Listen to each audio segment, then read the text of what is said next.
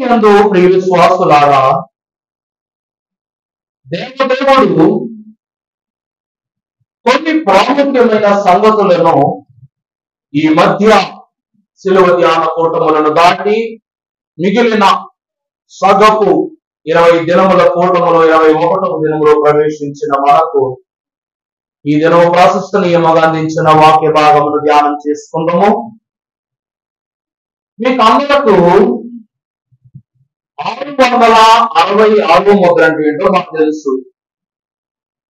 ఆ 666 ముద్రను జయించాలంటే ఏం చేయాలో మీకు తెలుసు.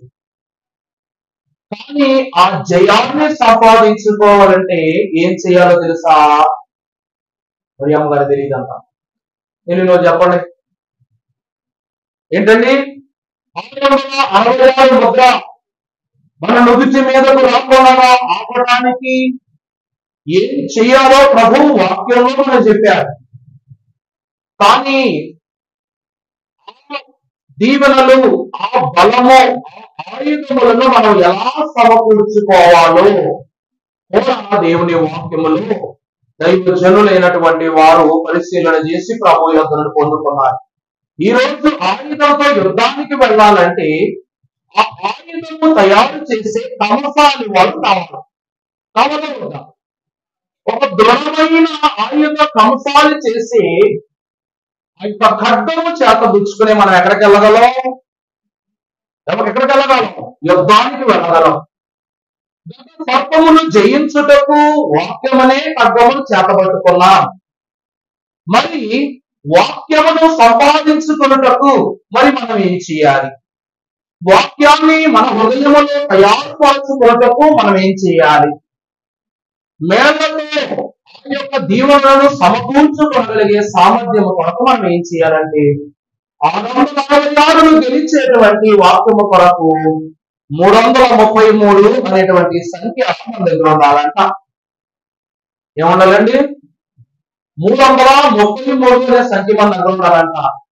వాక్యములు ఎక్కడైనా ఉందా ఈ మాట? ఉందా? 666 ఎత్తడానికి చాలా కాలం పట్టింది అయ్యారు. మరి మళ్ళీ మీరు 333 అన్నారంటే మేము బోధులు పడిపోతాం అంటారు. అర్థమైంది.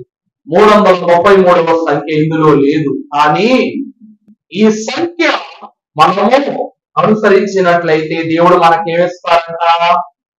ఏమిస్తారంట? ఆ సంఖ్య మీద ఆ విజయాన్ని సంపాదించడానికి కావాల్సిన ఉపకరణాలు ఇస్తారంట. దేవుని ప్రియమిత్రులారా, 3 అనగా 9. మొదటిగా మనము చూసినట్లయితే 3 బొబ్బలు, 3 దెబ్బలు, ఆఖరిగా 3 దెబ్బలు. ఏమిటండి? మొదటిది ఏంటంట? 3 బొబ్బలు. రెండవది 3 దెబ్బలు. ఇక ఆఖరికి చూసినట్లయితే 3 దెబ్బలు. దేవుని ప్రియమిత్రులారా, దేవుని త్రిత్వం ఏంటి చెప్పండి? అందరూ చెప్తే చాలా ఆనందపడతారు. అక్కడకు 3 అయిపోయింది. మానవుని త్రిత్వం చెప్పండి. శరీరము, రామము, ఆత్మ, 3 అయిపోయినాయి. సాతాను త్రిత్వం చెప్పండి.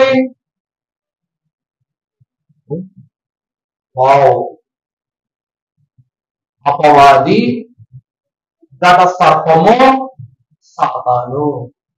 అంతేగా? సాతాను త్రిత్వం అంటే అపవాది లేక శోధకుడు. రెండవది ఘట సర్పము. మూడవది ఏంటి? సాతాను. లూసిఫర్ అనకూడదు, సాతానే. మహిమ కోల్పోక ముందు లూసిఫర్, కోల్పోయినాక అతను ఏమైనా సాతాన్ అయిపోయాడు. సాతాను త్రిత్వం ఏమిటి అనగా ఈ 3.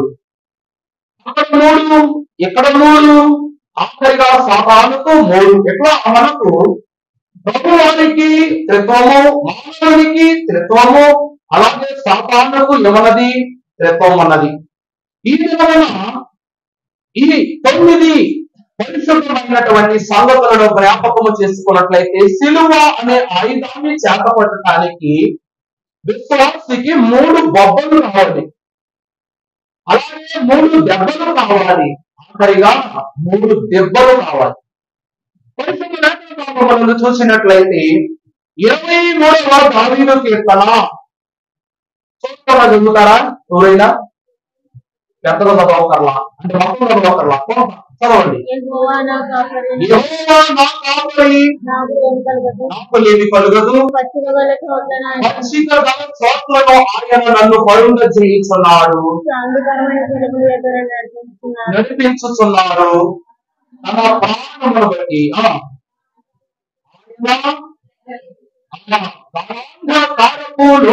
నేను సంచరించినను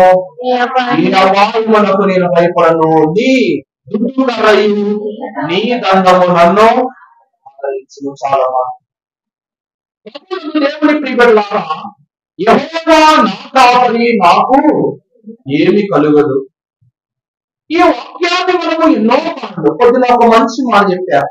యెహోవా నా కాపరి అనే వాక్యం ఎక్కడెక్కడ చదవచ్చు చెప్పండి? పెళ్లిలో చదవచ్చు, పుట్టినరోజు చదవచ్చు, చనిపోయినప్పుడు చదవచ్చు, ఇంకా గృహప్రవేశాన్ని చదవచ్చు, బాప్తీసాన్ని చదవచ్చు, సంస్కారపు విందుకు చదవచ్చు, మెచ్యూర్ ఫంక్షన్ చదవచ్చు, ఎప్పుడైనా చదవచ్చు. అందరూ అంటారు, చనిపోయిన వాళ్ళకి యెహోవా నా కాపరి చదువుతున్నారేంటి అయ్యగారు అంటారు. అమ్మలారా, మీ దేవుడైన యెహోవానకు నేను మీ ఆత్మలను వాయువాడనైన దేవుని వాక్యం సెలవిస్తోంది. యెహోవా దేనికి కాపరి? నీ దేహమునక, నీ ఆత్మక? కావలి వాడు ఆత్మను వాయువీతిగా ఆయన యొద్దకు చేర్చబడి ఆత్మ నిమిత్తమై కావలి అయ్యున్న ప్రభు వాడికి మనం ఏం చేస్తున్నాం? ఈ జ్ఞాపన చేస్తున్నాం. ఇప్పుడు యవనస్తురాండ్రు ఒక వయస్సులోనికి వచ్చినప్పుడు ఈ క్షణము నుండి యెహోవాయే వారికి రక్షణ, యెహోవాయే వారికి ఆధారము, యెహోవాయే వారికి కాపరి అను తగు మాత్రముగా ఆ వాక్యాన్ని చదువుతాం. గృహప్రవేశంలోకి వెళతాం. ఈ గృహంలో ప్రవేశిస్తున్న మాకు ఎవరి కాపరి? యెహోవాయే కాపరి. విందు పుచ్చుకుంటున్నాం. ఈ విందు నీ హృదయంలో కార్యము జరిగించాలంటే ఎవరు కాపరి? యెహోవాయే కాపరి. ప్రయాణములో కాపరి, శ్రమలో కాపరి, సంతోషములో కాపరి, అన్నిటిలోనూ యెహోవా మనకి ఏమై ఉన్నారు? ఆ కాపరి అయిన యెహోవా ఈ 333 అనేటువంటి పరిశుద్ధ అంశాన్ని మనకు బోధిస్తున్నారు. మొదటిగా చూసినట్లయితే 3 బొబ్బలు.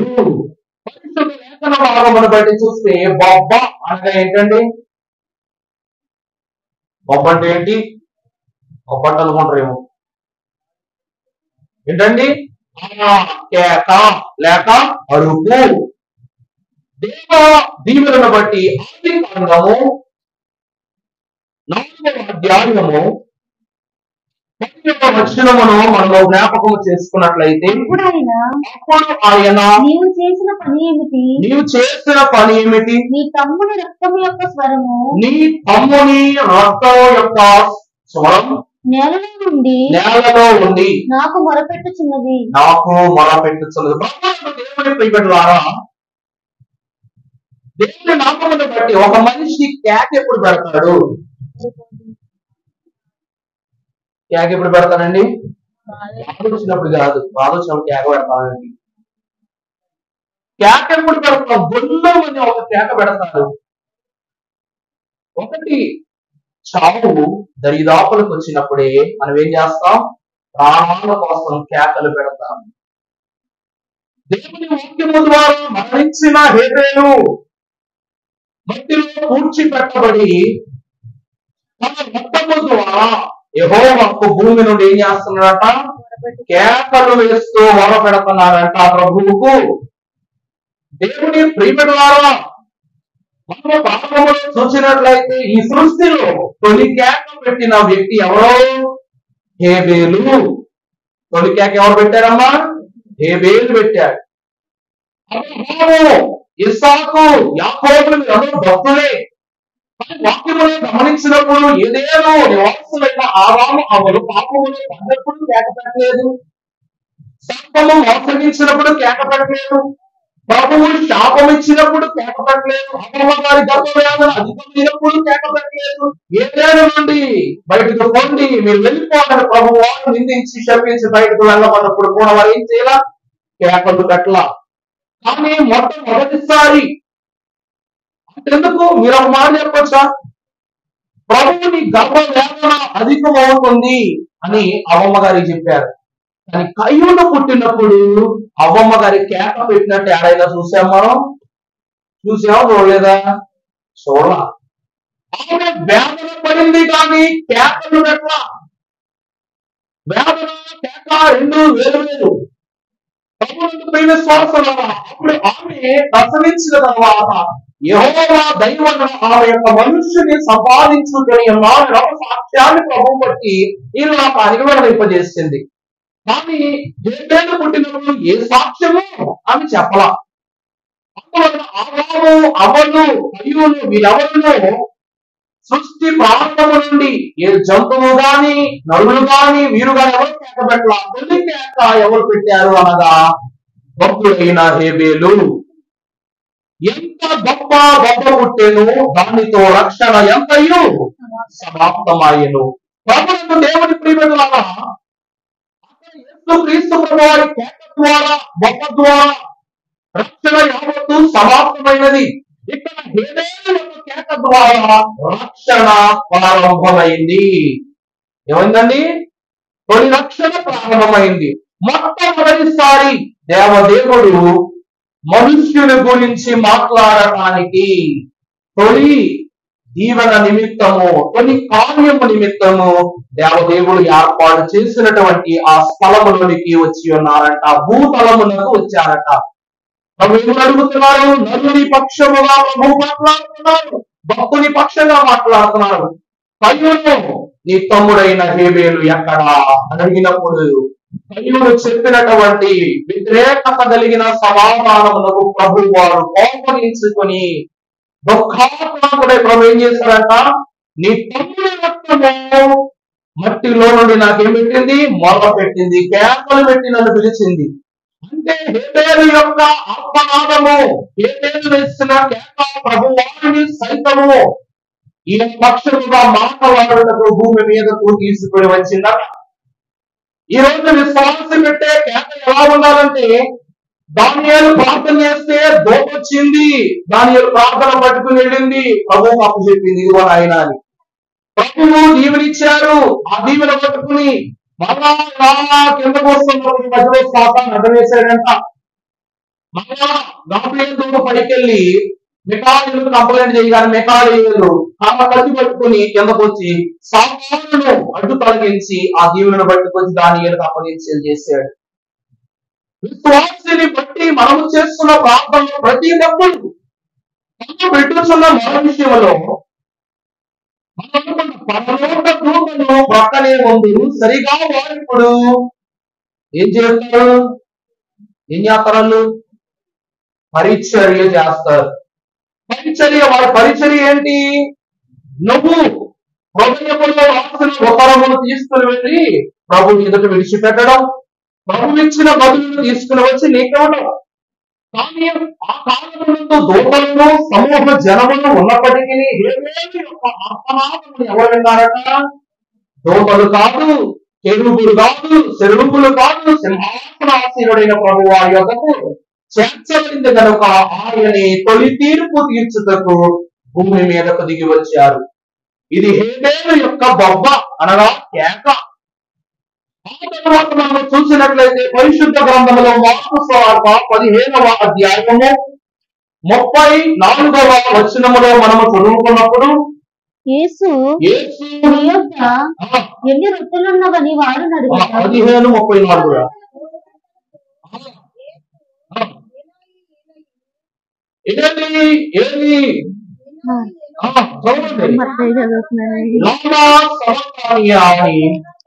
అని బిగ్గరగా కేక వేస్తున్న ఏమని ప్రియబెట్టారా?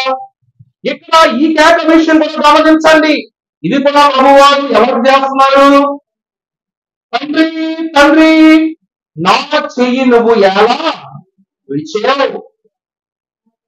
దేవుని ప్రియబెట్టారా? ప్రభు అయిన యేసుక్రీస్తు ప్రభు వారు తండ్రి ఏమో దేవునికి తనలో వేదనకు గురి చేస్తున్న సంగతులను బట్టి ప్రభు వారికి మొర పెట్టుకున్నారట, నా చెయ్యి ఎందుకు విడిచిపెట్టావు? ఇది క్రీస్తు ప్రభు వారి యొక్క గొప్ప, ఇది రక్షణ సమాప్తము చేయబడ్డ హేబేలు యొక్క కేక ద్వారా భూమి మీద దేవుని కార్యము ప్రారంభమైంది. క్రీస్తు ప్రభు వారి యొక్క కేక ద్వారా రక్షణ ఏమైందట? సమాప్తమైపోయింది. ఇలాగా ఈ ఇద్దరు కేకల ద్వారా, ఈ రెండు గొప్పల ద్వారా రక్షణ ప్రారంభము, రక్షణ ముగింపు జరిగింది. ఆ తర్వాత మనము చూసినట్లయితే సంఘము యొక్క కేక మిగిలిపోయింది. అమ్మా, ఎవరి కేక మిగిలిపోయింది? లేఖన భాగంలో చూస్తే లూకాసు సువార్త 6వ అధ్యాయము 21వ వచనంలో మనము గమనించినప్పుడు, ఇప్పుడు అమ్మా బాగా గమనించాలి, ప్రభు అంటున్నారు మనము ఒక ఆకలి కలిగి ఉన్నాం. ఈ రోజు మీకు ఒక దీవెని ఇస్తాను ఆ దేవుని నామాన్ని బట్టి. సిలువ ధ్యానాల్లో ఉన్నారు, ఉపవాస దీక్షలో ఉన్నారు, కడుపులు ఖాళీ పెట్టుకుని వచ్చిన వాళ్ళు సంతోషం, ఖాళీ పెట్టుకున్న వాళ్ళు కూడా నేను ఏమనలేదు. ఎవరు ఆలోచన వాళ్ళకి దైవజనులు ఏమన్నా తెలుసా? మనస్థితిగా బోధించుట మాది వంతు, మనస్థితిగా ఆలకించుట మీది వంతు, మనస్థితిగా ఆలకించుట ద్వారా ప్రభువుకు ఎంతో గొప్ప వంతు అన్నారు. దాని అర్థం ఏంటంటే మీరు కడుపు నిండా తినాలి, దేవుడిచ్చిన ఈవులను, దేవుడిచ్చిన ఆశీర్వాదాలు, దేవుడిచ్చిన సంతోషమును మీరు అనుభవించాలి, దేవుడు మీ కొరకు ఏర్పాటు చేసిన ధాన్యాలను మీరు భుజించాలి. అలాగే వాటిని ప్రభు ఎదుట, ప్రభుకి ఇవ్వాల్సిన సమయంలో ప్రభు ఎదుట మీరు మీ యొక్క జీవులు పొందుకోవాలి. ఈ ఉపవాస దినాలు విశ్వాసి వాక్యాహారమును భుజించడానికి వస్తున్నారు. ప్రభు నామమును మీరు గమనిస్తే అక్కడ ప్రభు వారు ఏమని తెలియజేస్తున్నారు? లోకాపత్తి సువార్తలో, ఇప్పుడు ఆకలి గొంతున్న మీరు ధన్యులు, మీరు తృప్తిపరచబడదు, ఎప్పుడు ఏడ్చుచున్న మీరు ధన్యులు. మీరు ప్రభువునందు దేవుని ప్రియబిడ్డలారా, ఆకలి గొలుచున్న వారు ధన్యులు, వారు తృప్తి పొందుతారు, ఏడ్చుచున్న వారు ధన్యులు, వారు మూటంట నవ్వుదురు. ఇక మనం గమనించినట్లయితే కాలంలో కేక పెట్టే వారి గురించి చెప్తున్నా. అదేమిటి అంటే ప్రకటన గ్రంథం 1వ అధ్యాయం 7వ వచనంలో, ఆయన మేఘాలులై వచ్చుచున్నారు,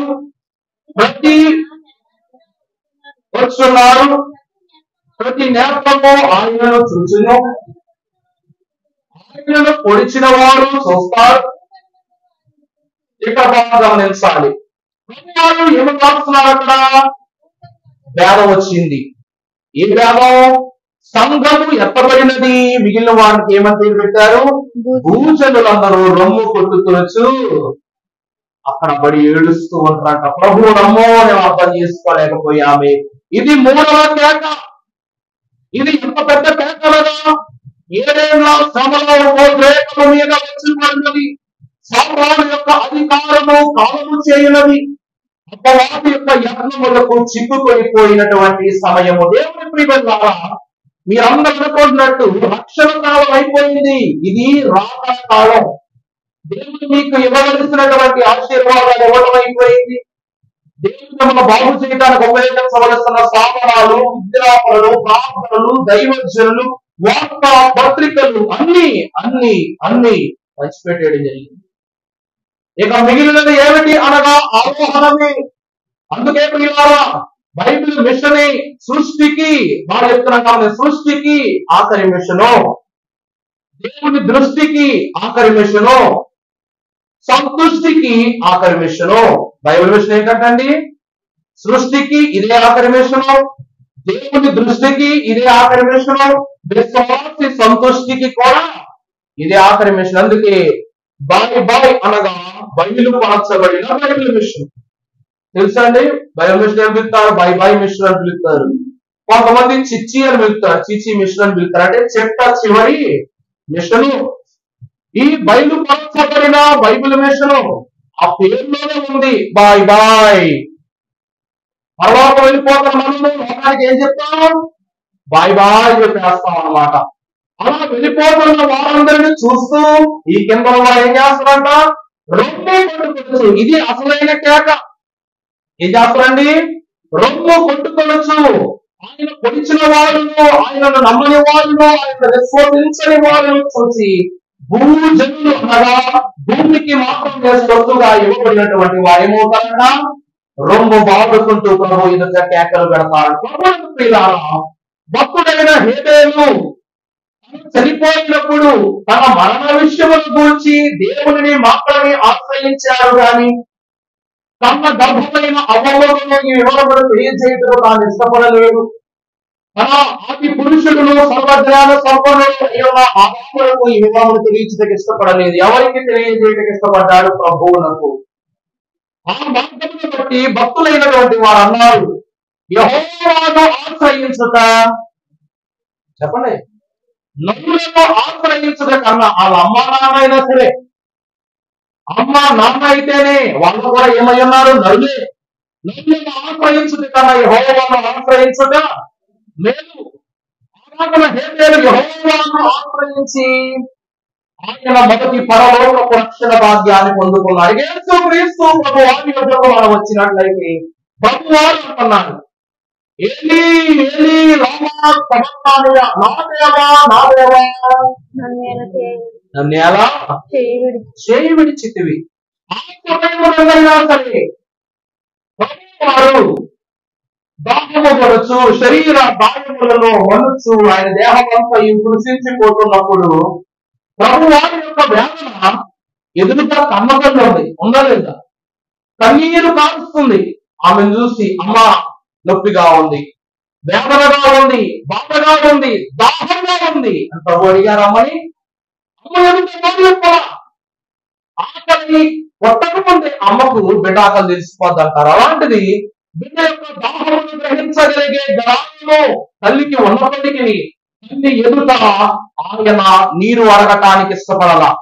దేవుని వాక్యాన్ని బట్టి గమనిస్తే దైవజనులైన దేవదాసయ్య గారు అన్నారు, సమరయ స్త్రీ పాత్రలో ఉన్న నీరును త్రాగుటకు ఆశపడ్డ ప్రభువు తన తల్లి యొక్క నుండి నీరును ఎందుకు ఆశించలేదు అంటే, ఆదినమున సమరయ స్త్రీకి జీవ జలములనిచ్చారు, ఈ దినమున తండ్రి పంపించు జీవ జలములతో తృప్తి పొందుటకి దేవదేవుడు ఏం చేశారంట?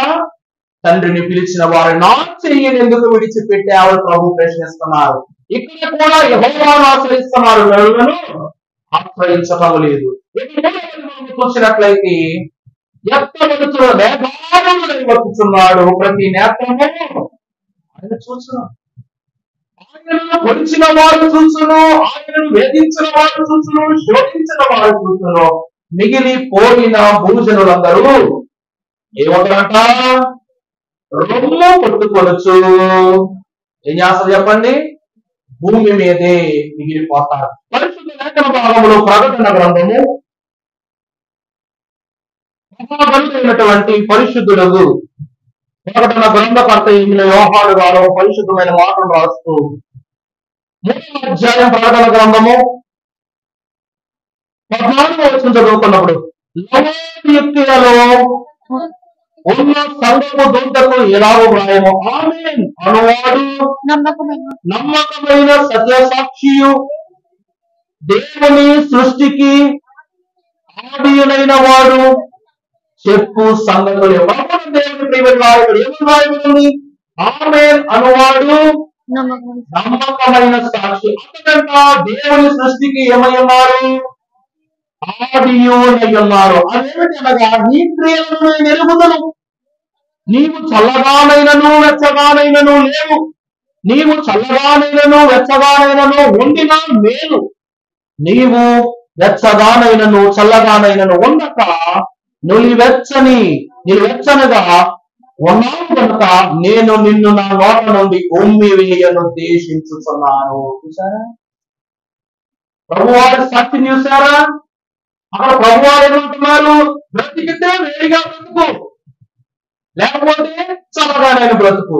అటు బ్రతకక ఇటు బ్రతకక ఎలా ఉన్నావు చెప్పండి? నువ్వు వెచ్చని స్థితిలో ఉన్నావు కాబట్టి మౌనం అని చెప్పా, ఉమ్ము అవమానం అని చెప్పాగా. అవమానం మనుషులు ప్రభువుకు చేశారు. ఇక్కడ ప్రభు ఏం చేస్తున్నారు? ఆఖరి గడికి ప్రభు ఏం చేస్తున్నారు? ఉమ్ము వేస్తున్నట్లుగా నేను తీసి పారేస్తారంట పక్కకి. అక్కడ చదవండి మాట వినండి మరలా. నీవు వెచ్చగానైనను ఆ, చల్లగానైనను ఉండక ఉండక నిలువెచ్చగా ఉన్నావు కనుక ఉన్నాను కనుక నేను నిన్ను నేను నిన్ను నా నోట నుండి బాగుండండి, నేను నా నోట నుండి నిన్ను ఉమ్మివేయను ఉద్దేశించిన ఉద్దేశించుచున్నావు. నీవు దౌర్బల్య దిక్కుమాలిన వాడవును, దరిద్రుడవును, వృద్ధివాడవును, దిగంబరుడవై ఉన్నావని ఏమిటక నేను ధనవంతుడను, ధన వృద్ధి చేసి ఉన్నాను. దేవుని ప్రియబిడ్డలారా, యేసుక్రీస్తు ప్రభువారు పాపముల వారి దగ్గర ఇచ్చారు, పరిశుద్ధుని దగ్గర ఇచ్చారు, నిలువెచ్చని స్థితిలో ఉన్న వారిని కూడా దగ్గర ఇచ్చారు. ప్రభు ఏమంటున్నారు? ఆ సమయమున నా తండ్రి నాకు అప్పగించినది సమానత్వం. ఒక ఉపమానం ఉంటది. ఒకరట తనకు కలిగినటువంటి ఆస్తి పాస్తులతో సంతోషంగా బతుకుతున్నాడు. మరొకడు ఏం చేస్తున్నాడు? కురుపులతో, వేదనతో అబ్రాహాము బయట పడుకున్నవాడు గాయములను కుక్కలు సైతము నాకున్నట్లుగా అతను బ్రతుకుతున్నాడు.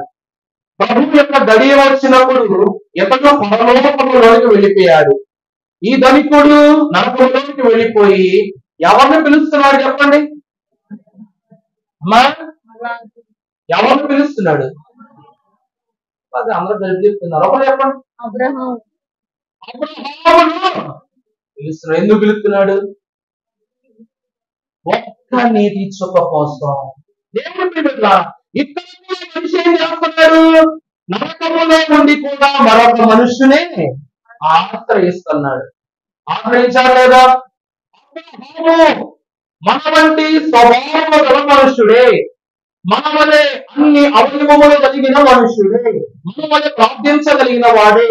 కానీ ఏమిటి అనగా పితరుడు విశ్వాసమునకు తండ్రి పదముడు. ఇతడు నరకములో ఉండి ఎవరికి మొదలుపెట్టాలి? యెహోవాకు మొదలుపెట్టాలి. ఆయన ఏం చేస్తున్నారట? అబ్రహామునకు మొదలుపెడుతున్నారు. దీని వాక్యాన్ని బట్టి మీరు గొడవ గమనించవచ్చు. అబ్రహాం ఎక్కడున్నారు చెప్పండి? అబ్రహాం ఎక్కడున్నారు? ఇప్పుడు దేవుని పరిశుద్ధ రాజ్యములో అబ్రహాము గారు ఉన్నారు. దానికి ఉపమానమే గొప్ప సాక్ష్యం. ఈ ధనికుడు సైతం నరకములో ఉన్న అబ్రహామును నమ్మి ఆశ్రయించాడు కాబట్టి యెహోవా ప్రత్యక్షత అతనికి ప్రాప్తము కాలేదు. అలాగే భూజనులందరూ కూడా ఏం చేస్తారు?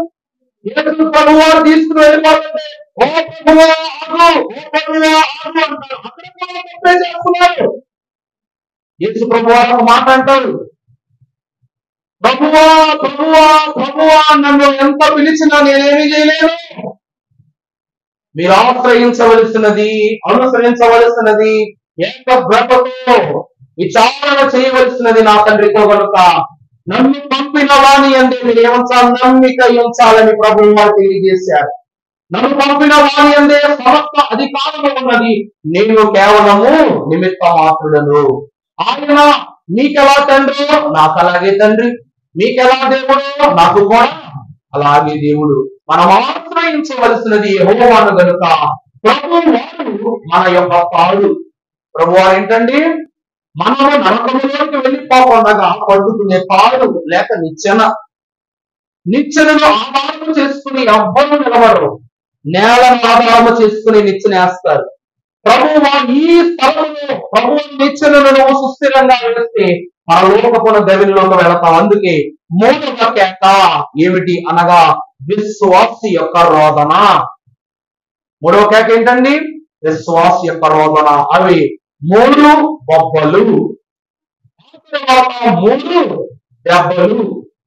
దేవుని వాక్యాన్ని బట్టి చూసినట్లయితే పరిశుద్ధ గ్రంథములో నుండి మహాగణుడైనటువంటి మోషే గానాది కాండం 15వ అధ్యాయము 14వ వచనములో మనం చూసినప్పుడు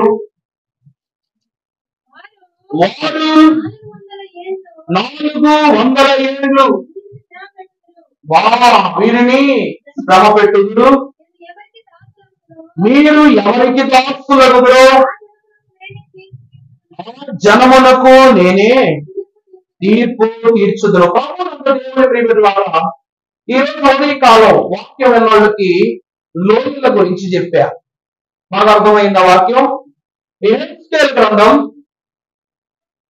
37వ అధ్యాయం ప్రారంభ వచనంలో మనము చదువుకున్నప్పుడు యెహోవా హస్తం యెహోవా హస్తము నా మీదికి వచ్చెను. ఆ, నేను ఆత్మవశుడనై ఉండగా నేను ఆత్మవశుడనై ఉండగా యెహోవా నన్ను తోడుకొని పోయి ఆ, ఎముకలతో నిండి ఉన్న ఎముకలతో నిండి ఉన్న ఒక లోయలో నన్ను దింపెను. ఆ, ఆయన వాటి మధ్య ఆయన వాటి మధ్య నన్ను ఇటు అటు నడిపించుచుండగా ఆ, ఎముకలు అనేకములు ఎముకలు అనేకములు. ఆ లోయలో కనబడును. చాలా పదం వచ్చిన చదువుకున్నాను. ఆయన ఆయన నాకు ఆజ్ఞాపించినట్లు బాగా గమనించండి, ఆయన నాకు ఆజ్ఞాపించినట్లుగా నేను ప్రవచింపగా నేను ప్రవచింపగా జీవాత్మ వారిలోనికి వచ్చెను. జీవాత్మ ఆ ఎముకలలోనికి రాగా వారు సజీవులై లేచి వారు సజీవులై లేచి లెక్కింపు సత్యము కాని ఆ, మహాసైన్యమై నిలిచిరి. చాలా మా దేవుని ప్రియమిత్రులారా, ఉదయకాలం దీనిలో ఉన్న ఆంతర్యభావం ఉపవాస ప్రార్థనలో చెప్పారు. ఇక్కడ మనం చూస్తే యెహోవా దేవుడే యెహెజ్కేలును తోడుకొని వెళ్ళి ఒక లోయలోనికి, ఆ లోయ పేరేం చెప్పండి? ఏ లోయది? ఎముకల లోయ, అస్థి పంజరాలతో నిండి ఉన్న లోయ. ఆ ఎముకల లోయకు తీసుకుని వెళ్ళి యెహెజ్కేలును చూపించినప్పుడు అక్కడ అటు ఇటు తిరుగులాడుతూ ఉండి ఆ స్థలాన్ని గమనిస్తున్నప్పుడు అక్కడ ఎందరో మనుషుల యొక్క శల్యములు పడి ఉన్నాయంట. తప్పు వచ్చినప్పుడు వచ్చేసరికి ప్రభువు చెప్పినట్టు ప్రవచించగానే వాళ్ళలోకి ఏమొచ్చేసింది?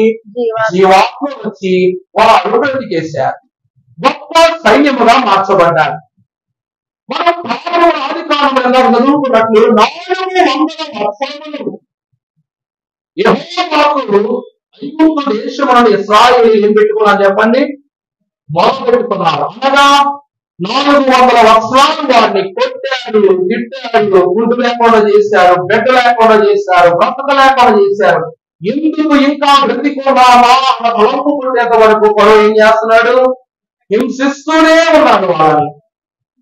వారికి ఏమైంది? ఐగుప్తు ప్రజలకు అనగా ఇశ్రాయేలు ప్రజలకు ఐగుప్తీయుల ద్వారా దెబ్బలు పడ్డాయి. ఎన్ని వత్సరాలు? 400 వత్సరాలు. తర్వాత వారు బయలుదేరి ప్రభు పిలుపును, ప్రభు యొక్క మార్గం అనుసరించి కణాలకు చేరిన తరువాత అక్కడ చాలా మంది హతమైపోయారు. ఆ హతమైన వారిలో మిగిలినది యెహోషువ, కాలేబులు. ఈ ఇద్దరు మరలా ప్రబలింపబడి ఇద్దరుగా ఉన్న వీరు లక్షలాది మంది ఇశ్రాయేలీయులను ప్రభు యొక్క సారథ్యములు పెంపార చేశారు.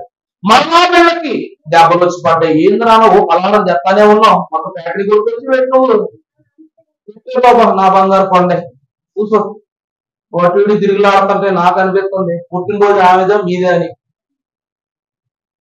దేవుని ప్రియమిత్రులారా, భక్తుడైనటువంటి యేసు క్రీస్తు ప్రభువాన్ని బట్టి గమనిస్తే శ్రమ కలిగినప్పుడు విడిపించిన దేవుడు కణాలకు చేర్చినప్పుడు కణాలలోకి వెళ్ళి ఏం తీసుకొచ్చారు చెప్పండి? విగ్రహారాధన తీసుకొచ్చారు. ఏం చేశారంటే ఇశ్రాయేలీయులు పాలు తేనెలు ప్రవహించు దేశములోనికి పాపము, పాప ఫలితము, లోక క్రియలు, విగ్రహారాధన. మనం చూస్తే బంగారపు దూరంలో వారు సినాయి పర్వతం కింద చేసుకుంటేనే మోషేకు అసహ్యము కొట్టి నిబంధన పలకలు నీకు అనర్థంగా దేవుడు ఇవ్వడానికి దేవుడు ఇద్దామనుకుని నేను ఎవరని పరగొ చేశారు.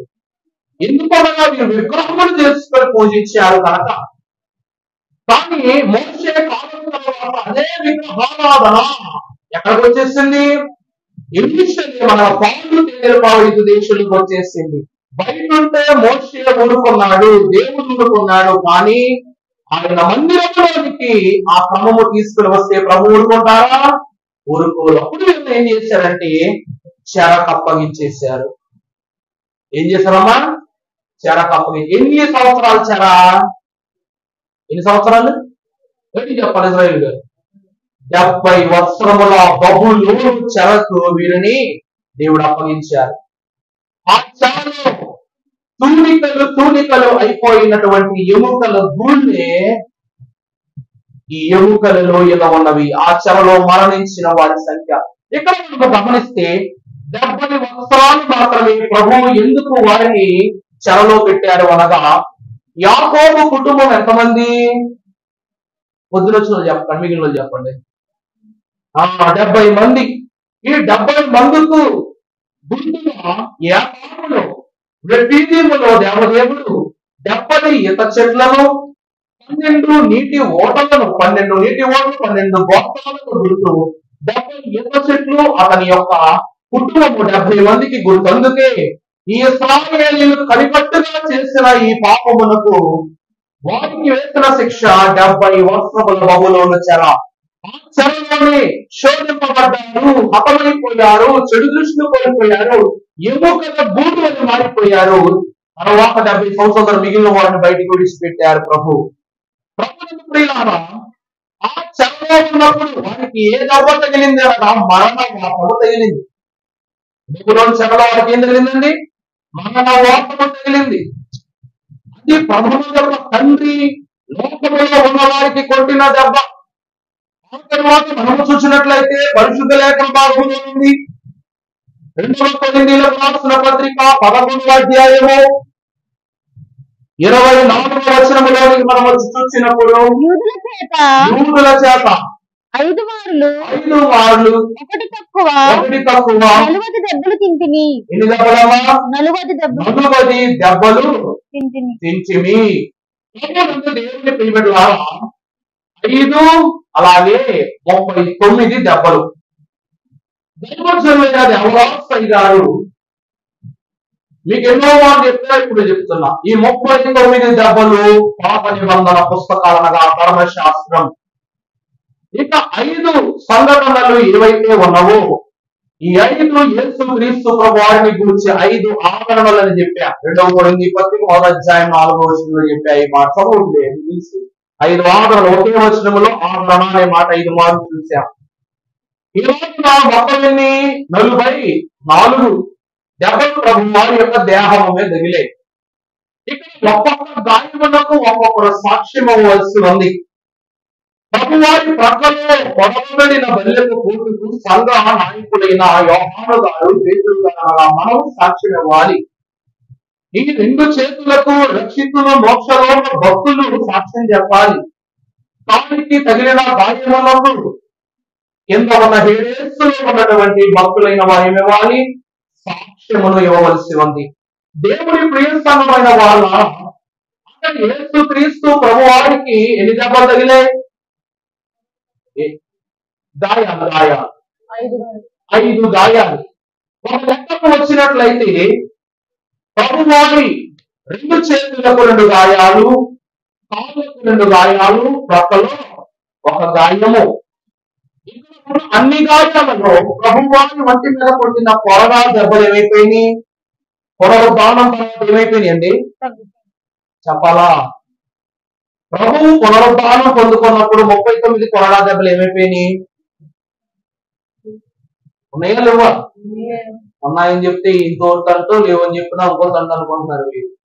లేవమ్మా, లేవు. ఒకవేళ ఉంటే ప్రభు వారు ఆయన శరీరం అంతటిని వారికి చూపించుండేవారు. ఆయన చూపినది ఏమిటనగా ప్రక్కలో గాయము, చేతులకు తగిలిన గాయము, పాదములకు ఉన్న గాయములే. చివరికి మొండ్ల కిరీటపు గాయములు కూడా ప్రభు వారికి లేవు. దేవుని ప్రియమైన వారిని చూసినట్లయితే 2 చేతులు దేవుని స్తుతి చేస్తున్నవి కాబట్టి ఇది మొదటి దెబ్బ. 2 కాళ్ళతో పాపాలను అనగద్రొక్కారు కాబట్టి, సర్పము యొక్క క్రియలను అనగద్రొక్కారు కాబట్టి అది 2వ గాయము. మూడవది పక్కలో ప్రభు వారికి తగిలిన 3 దెబ్బలు ఇవే. 5 గాయాలు. కానీ మనం ఎలా లెక్కించాలి అనగా 3 గాయాలుగా లెక్కించాలి. ఎందుకు అంటే తోమా గారు ఏం చేశారు తెలుసా? ప్రక్కలో గాయాన్ని చూశారా లేదా? ఈ 2 చేతుల్ని ప్రభు ఇచ్చినప్పుడు ఈ 2 చేతుల్ని అతను ఏం పెట్టాడు? వేళ్లు పెట్టి చూశారు. కానీ కాళ్ళలో ఎవరైనా వేళ్లు పెట్టి చూశారా? చూడాలి. వారి గాయములను అనగా ప్రక్కలో దిగిన గాయములకు, 2 చేతులలో ఉన్న గాయములకు సంగమని ఉన్న వారు తొలిచి చూచుట ద్వారా ఈ 3 గాయములు, ఈ 3 దెబ్బలే నిర్ధారణకు చేయబడిన దెబ్బలై ఉన్నవి. దేవుని ప్రియ సంఘమైన వారు ఈ రోజు విశ్వాసి ఒక మాట్లాడతాడు, మనం మాట్లాడతాం. అన్నోడి కింద చెప్పాలంటే మెతుకు ముట్టుకుంటే చాలు అంటారు. ఈయన ప్రభువారా కాలాన్ని నిర్ధారణ చేసుకోవటకు ఆయన చేతి గాయములు, ఆయన పాత్రలు గాయములు వారు ముట్టుకున్నారు. ఎందుకో చెప్పంటారా? ప్రభు వారు పాదములు ముట్టుకోవడానికి ప్రభు వారు అధికారం ఇవ్వలేదు. కారణం ఏంటంటే ఆయన హస్తాలతో శిష్యుల పాదాలను కడిగారు. అమ్మా, నేను చెప్పింది అర్థమవుతుందా? ప్రభువారు 2 హస్తములతో వారికి పాదశుద్ధి చేశారు కాబట్టి ఆ పాద స్పర్శ అందరికీ తెలుసు. కానీ పాదములతో త్రొక్కి వేసే అనుభవం మాత్రం సాధారణంగా వాడే తెలవదు. ఆ మాట గమనిస్తున్నారా? ఇక్కడ సాతానుతో పాటు ప్రభువారి యొక్క పాదముల స్పర్శ ఎవరికి తెలుసు అంటే మగ్దలేనియా మరియకు తెలుసు. ఎందుకంటే ఆమె అత్తను బొడ్డును పగలగొట్టి ప్రభువారి యొక్క పాదములను ఆమె సిద్ధపరిచింది కనుక ఆమెకు తెలుసు. ఎన్నో సార్లు ప్రభువు కాలు కింద పడి చితకబడ్డాడు కాబట్టి సాతాను తెలుసు. కానీ శిష్యులకు ప్రభువారి యొక్క పాద స్పర్శ తెలవదు, చేతుల స్పర్శ తెలుసు కనుక అది ప్రభు యొక్క హస్తమా కాదా అని చూసుకుని ఆయన గాయములను చూశారు. కౌగిలించుకున్నాడు కాబట్టి ప్రభు వారి యొక్క కౌగిలి తెలుసు కనుక ఆ గాయమును కనిపెట్టాడు. అలాగా 3 దెబ్బలు ప్రభు వారికి నిర్ధారణ చేయబడ్డాయి. ఇక్కడ మనం చూస్తే ఆఖరిది ప్రకటన గ్రంథం 2వ అధ్యాయం 9వ వచనం చదువుకుంటే తొందరగా ఇంకా 5 నిమిషాల్లో ముగించారు. నీ సహోదరులను యేసును బట్టి రాజ్యములను సహనములను అక్కడ ఏమో రాయబడిందండి, ఏమో రాయబడి 9వ వచనం నీ శ్రమను 2వ అధ్యాయము 9వ వచనం నీ శ్రమను దరిద్రతను నేను ఎరుగుదును. బాగా గమనించండి. ఇక్కడ 3 దెబ్బలు కూర్చున్నాం. అయ్యా నేను ఎంత ప్రార్థన చేశా, అయ్యా నేను ఎంత అర్పణిచ్చా, అయ్యా నేను ఎంత గొప్పగా జీవించాను అని ఎవరిని చెప్పుకున్నట్లయితే ప్రభు అంటున్నారు నీ శ్రమను నీ దారిద్ర్యతను ఆయన ఎరుగును. అయినను నీవు ధనవంతుడవే. నీవేమై ఉన్నావు? ధనవంతుడవే. తాము యూదులమని చెప్పుకొనుచు యూదులు కాక సాతాను సమాజపు వారి వలన నీకు కలుగు దూషణ నేను ఎరుగుదును. ప్రభువు నీకు కలుగుతున్న దూషణ. ఈ రోజు మనం ఎన్నో దెబ్బతింటాం లోకాన్ని బట్టి. అప్పులను, తెప్పులను, రోగాలను, వస్తువులను, అపవాదులను, ప్రభుత్వాలను, బెల్లలను, అమ్మలను, ప్రతిదానికి ఇబ్బంది. మీకు ఒక మాట చెప్పమంటారా? మేము ఒక ఏజెన్సీ ఏరియాకి ప్రాంతానికి వెళ్ళాం. వెళితే ఆ ప్రాంత వాసీరాళ్ళు మేము అడిగాం, మనకి ఇక్కడ ఉన్నాం కాబట్టి ఇంటికి రాగానే గుక్కుమని ఏమిస్తాం, మనం కాఫీ కాసిస్తాం లేకపోతే టీ కాసిస్తాం. మేము వెళ్ళి వెళ్ళడం అలవాటును బట్టి అడిగాం, అమ్మా టీ దొరుకుతుందా, టీ ఉంటే ఇవ్వమ్మా అని అడిగాం. అడగగానే ఆమె అంటుంది టీ అంటే ఏందయ్యా అని అడిగిందండి. ఎవరు అడిగిందండి? అయ్యగారు టీ అంటే ఏంటండి మాకు తెలవదు, మేము ఇలాగా ఉన్నారు. మరి ఏముందమ్మా మీ దగ్గర అంటే చల్లటి మజ్జిగ ఇచ్చింది. అది కూడా ఎక్కడిది అంటే వాళ్ళు ఏం చేసుకున్నారు, పశువులు పెంచుకుంటున్నారు కాబట్టి ఆమెకు వాటి ద్వారా పెరుగు లభ్యమైంది. ఆ పెరుగుతో చాలా చల్లగా ఉంటా మజ్జిగ. నిజంగా ఒక 100 కాఫీలు 100 టీలు ఒకే టీగా చేసి ఇచ్చిన అంత తృప్తి ఎక్కడ ఉండదన్నమాట. ఆమె ఇచ్చిన తర్వాత ఆమెకు ప్రార్థన చేసిన తర్వాత ఆమె ముఖము ఎంతో ఆనందంతో ఒక మజ్జిగ గ్లాసు తాగడం వల్ల మేము ఎంత తృప్తి చెందామో ప్రార్థన ద్వారా, దైవజనులైన వారు అందరూ చేసిన ప్రార్థన ద్వారా ఆమె కూడా అంతే తృప్తి చెందింది. దేవుని ప్రియబిడ్డలారా, దేవుని వాక్యం సెలవిస్తూ ఉంది, ఒక మనిషి ఎన్ని దెబ్బలు తింటున్నాడు, ఎన్ని తెప్పలు పడుతున్నాడు, ఎన్ని నొప్పులు పడుతున్నాడు, అదంతా దేవదేవుడికి తెలుసు. పరిస్థితులు అంటే దేవదేవుడు దైవజనుడైనా ఆశీర్వాదానైనా గృహానికి పంపుతారు. కానీ మనం అడుగుపెట్టిన ప్రతి చోట పెన్ను పోయింది, పుస్తకం పోయింది, లేక 100 రూపాయల నోటు పోయింది, నా పరిస్థితి బాగోలేదు మనుషులకు చెప్పుకోవడం ద్వారా నువ్వు దారిద్ర్యతలో ఉన్నావని నిర్ధారణ ప్రభు తెలియజేస్తున్నారు. నీ శ్రమయావత్తును బట్టి నేను సమస్తమును ఎరిగి ఉన్నాను. ఇక్కడ మనము చూస్తే ఈ లోకంలో మనకు తగిలే దెబ్బలు 3. ఒకటి ధనాపేక్ష, రెండవది స్త్రీ అపేక్ష. స్త్రీకి పురుషుడు, పురుషునికి స్త్రీ, ఈ రెండింటికి అపేక్ష. ఇక మూడవది చూసినట్లయితే లోకమునందు ఉన్న అపేక్ష. గొప్పనైపోవాలి, ధనికునైపోవాలి. మీకు తెలుసో తెలీదు, ఎంతమంది యవనస్తులు ఉన్నారు, రేపు పెళ్లిళ్ళు చేసే టైం వచ్చినప్పుడు ఇలా ప్లాన్లు వారు దేవుడు తల్లిదండ్రులు మంచి ఇంటికి ఇవ్వాలి, మంచి కుటుంబంలో ఇవ్వాలి, గుణవంతుడికి ఇవ్వాలి, ఇలా ఎన్నో ప్లాన్లు ఉంటాయి. కానీ యవనస్తులకు ఏ ప్లాన్ ఉంటుంది తెలుసా? బాధపడబోతుంది. ఏ ప్లాన్ ఉంటుంది తెలుసా? నాకు బిల్ గేట్స్ లాంటి కావాలి. ఇప్పుడు ఆయన ముసలోడు అయిపోయాడు అనుకోండి, అది కూడా బాధపడక్కర్లా. నాకు బిల్ గేట్స్ లాంటి వాళ్ళు కావాలి, అంబానీ లాంటి వాళ్ళు కావాలి.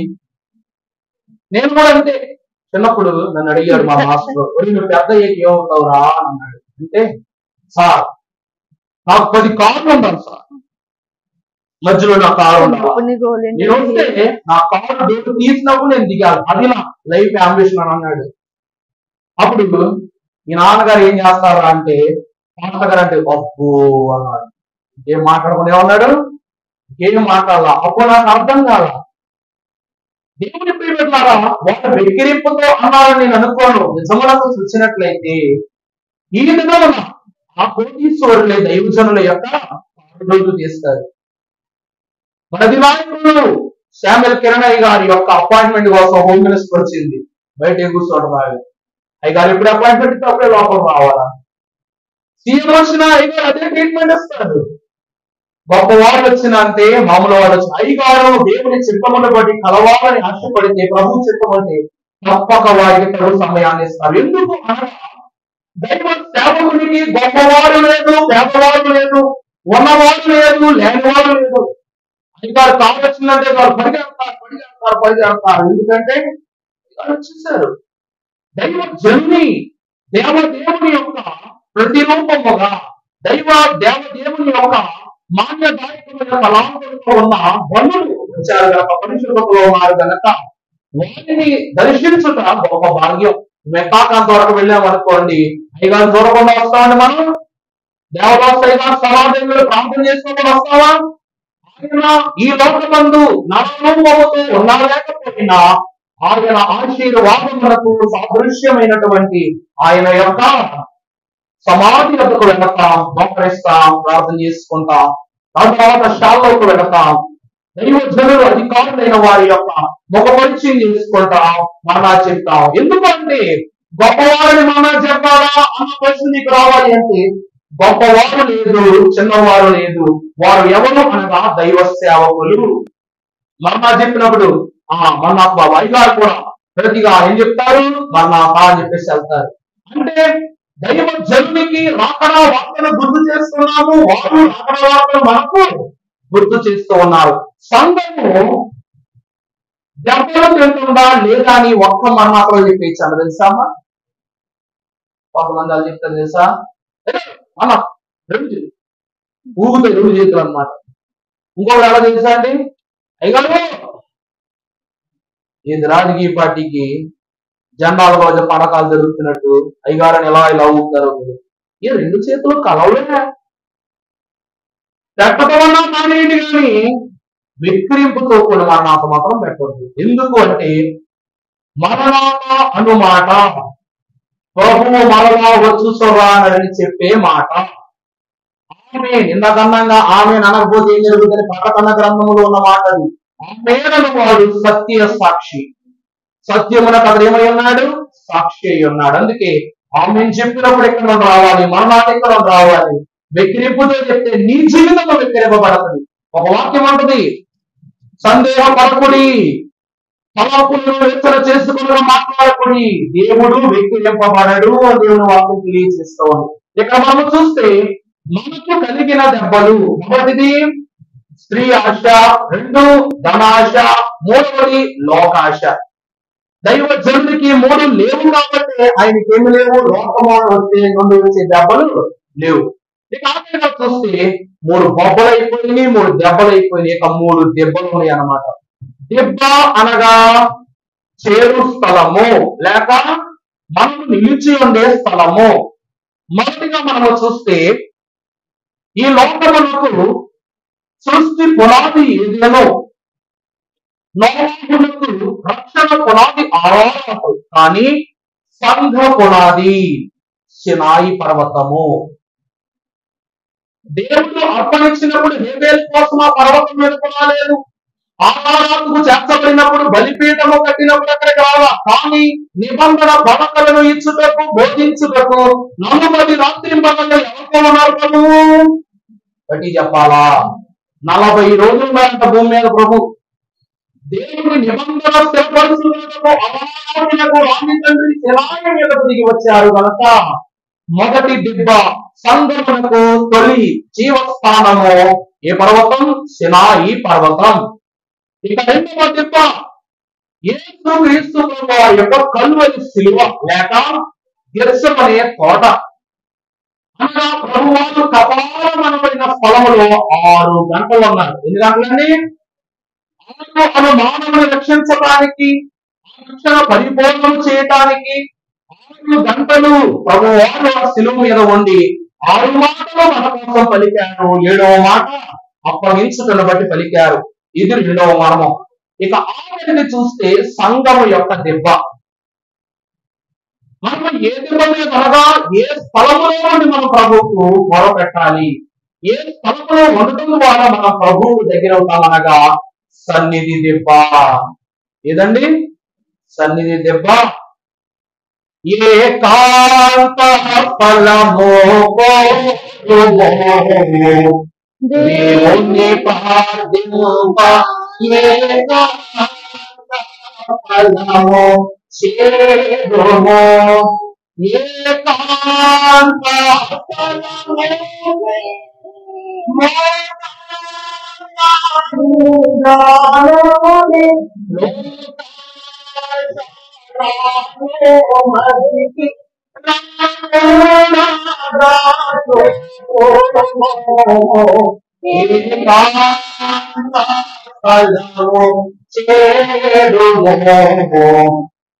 దేవుని ప్రార్థింప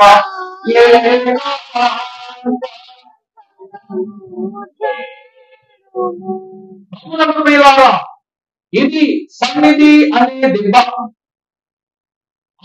భక్తులైన దయ్యాల దావీదు గారు దైవజనులు సమాధి దిబ్బ మీద కూర్చుని సన్నిధి చేసుకున్నారంట. అయ్యో స్థలం భలే కొంత గొచ్చనుకుని అయ్యగారు ఏం చేశారంట, ఆ సమాధి మీద మోకాళ్ళు వేసేసి సన్నిధి చేసేసుకున్నాడు పుస్తకాలు తీసుకుని. అంటే అక్కడ ఉన్న భూతాలు దెయ్యాలు అన్ని జనాలను పాండంలో వెళ్ళిపోయాయి.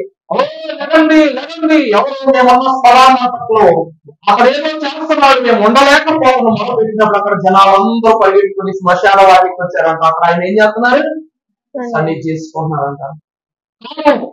గతించిన తర్వాత అయ్యగారు దయ్యాల దావీదయ్య గారిని మహోత్సవాల పందిరి ఎంట్రన్స్ దగ్గర అయ్యగారిని కూర్చోబెట్టేవారు. తెలుసా మీకు?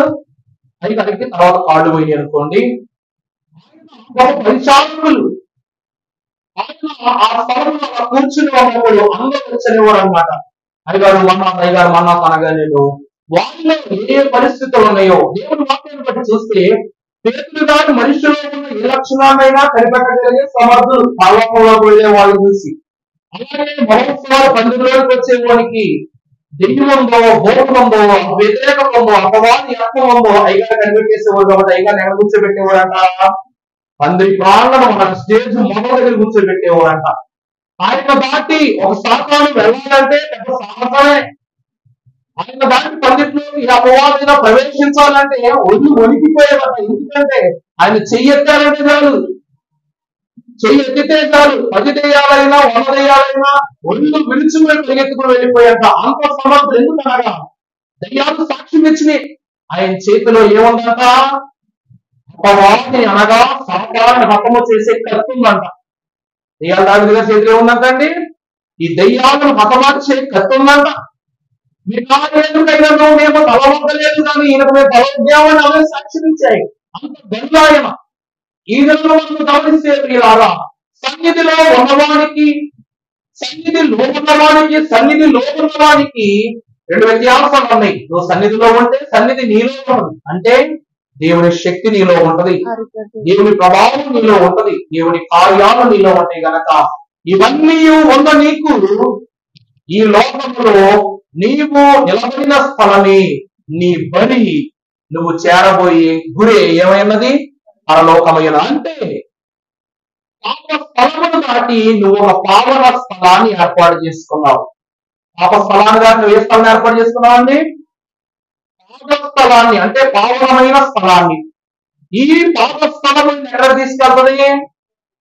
పాపస్థలం అంటే ఏంటో మోకరింపు. పాపస్థలం అంటే ఏంటండి? మోకరింపు. పాప స్థలంలో ఉన్న వాళ్ళు మోకాళ్ళు వేసి తన స్థితిని పాదస్థలంగా మార్చుకుంటే ఈ పాదస్థలము నుండి దేవుడు గురిగా ఎక్కడ తీసుకెళ్తారు? ఉత్తమ స్థలాన్ని తీసుకెళ్తారు. భూమిలో పరమాత్మ నడుపుచుండుము. తెలుసా? పాప స్థలము నుండి నీ స్వార్థ అనగా నీ పాప సన్నిధిని స్వార్థ కనుకు నన్ను భూమిలో పరమాత్మ నడుపుచుండుము ఉత్తమ స్థలమునకు. చూసారా? పాపస్థలం సంఘం యొక్క స్థితి చెప్తున్నా. మొదటి దెబ్బ పాపస్థలం పుట్టుకతో వచ్చేది. బాప్తిస్మం పొందుకున్న తర్వాత ఏ స్థలం అవుద్ది? పాపస్థలం అవుద్ది. రెండవ దెబ్బ ఇది. మూడవ స్థలంలో ఏమిటి అనగా ఉత్తమ స్థలం. మూడవ దెబ్బ పరలోకములో. దేవుని ప్రియకట్లారా, ఈ మూడు ధన్యతలు అనగా మూడు బొబ్బలు అనగా మూడు కేకలు, అలాగే మూడు దెబ్బలు అనగా గాయములు, మూడు దెబ్బలు అనగా మూడు స్థలములను కలిగిన వారముగా మనము జీవిస్తే మనము అది పాలన చేసే అపవాది యొక్క 666 ముద్రలు, అపవాది యొక్క ముద్రను ఏం చేస్తాం? గెలిచి సంపుటిని శక్తిని మన ప్రభు యొక్క సంపాదించుకుంటాము కనుక సిలువదారి ప్రభువు ఆయన స్వాస్థ్యముగా కలిగి ఉన్న ధన్యతలను ఈ మూడు అంకె ద్వారా ధన్యతలను మీకు అనుగ్రహింపచేసి దీవించును గాక. ఆమేన్.